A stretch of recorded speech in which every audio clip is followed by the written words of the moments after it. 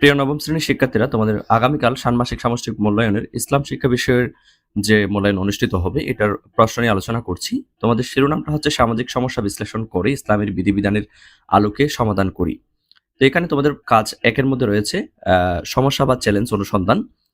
এখানে দুইটা কাজ রয়েছে, তোমরা এগুলো পরে দেখবে। দেন এরপর দুইটা আশা করি ছক এর মধ্যে দুইটা পার্থক্য ফিল আপ করতে বলা হয়েছে। একটা কথা হচ্ছে তুমি যা খুঁজে পেলাম, আর একটা হচ্ছে প্রথম বন্ধু যা খুঁজে পেল, অর্থাৎ তুমি এবং তোমার প্রথম বন্ধু যে সমস্যাগুলা চ্যালেঞ্জগুলা সমাজের মধ্যে আহ, দেখতে পেয়েছো, সামাজিক সমস্যাগুলা সেগুলোর একটা তালিকা তুমি করবে।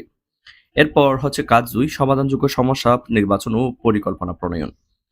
এরপর এখানেও সামাজিক গুরুত্ব কতটুকু, ধর্মীয় গুরুত্ব কতটুকু, এই সম্পর্কে তোমাকে দুইটা। তাহলে আমরা এখানে কাজ 3-এর মধ্যে এটার পরে দেখতে পাচ্ছি।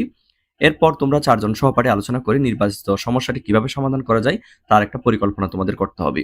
এখানে তোমাদের এই পয়েন্টগুলো উল্লেখ থাকতে হবে: নির্বাচিত সমস্যা বা চ্যালেঞ্জের নাম, সমস্যা বা চ্যালেঞ্জের সমাধানের উদ্দেশ্য, সময়, কার কার সহায়তা প্রয়োজন, স্ব দায়িত্ব বন্টন, ইসলামের বিধিবিধান ও নির্দেশনার চর্চা বা প্রয়োগ, নৈতিক ও মানবিক ইত্যাদি ইত্যাদি। এই বিষয়গুলো অবশ্যই থাকতে হবে। এরপর কাজ 3-এর মধ্যে রয়েছে প্রতিবেদন লিখি, অর্থাৎ তোমার বিদ্যালয় বা এলাকার একটি ইতিবাচক উদ্যোগ চিহ্নিত করো।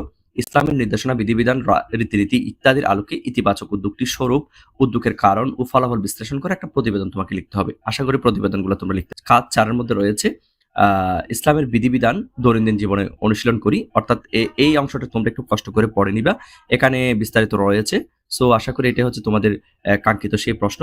এবং এখানে 4টা কাজ রয়েছে এবং 4টা কাজ আমি একটু একটু হলেও এক্সপ্লেন করেছি। সো বাকিটা তোমরা খুব তাড়াতাড়ি উত্তরপত্র পেয়ে যাবা।